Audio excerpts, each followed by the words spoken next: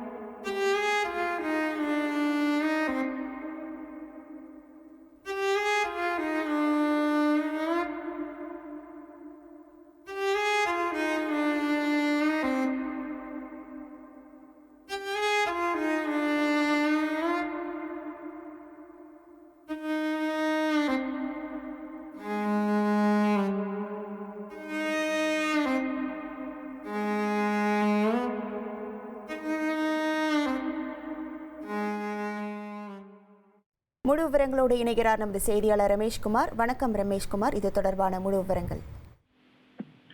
மறைந்த ஜார்க்கண்ட் மாநில முன்னாள் முதல்வரும் ஹேமந்த் சோரனின் தந்தையுமான ஷிபு சோரனின் உடலுக்கு பிரதமர் மோடி நேரில் சென்று மலர் வளையம் வைத்து அஞ்சலி செலுத்தினார்.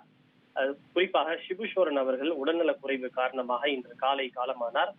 அவர் அனுமதிக்கப்பட்ட சர் கங்காராம் மருத்துவமனையிலேயே அவரது உடல் சில தலைவர்களின் அஞ்சலிக்காக வைக்கப்பட்டிருக்கிறது.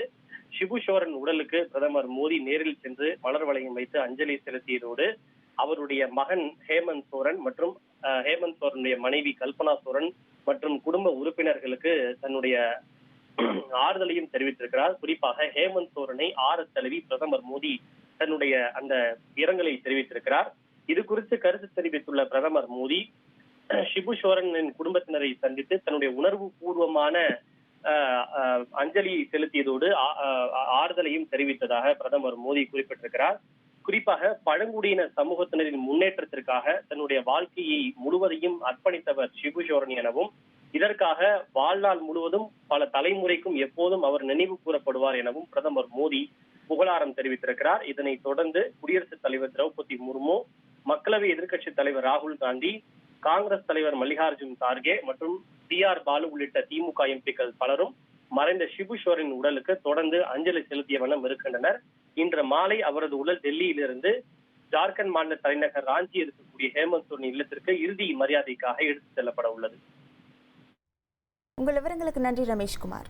உங்கள் தந்திவன் தொலைக்காட்சியில் CID சகுந்தலா வெள்ளிதோறும் இரவு 8 மணிக்கு காணத் தவறாதீர்கள்.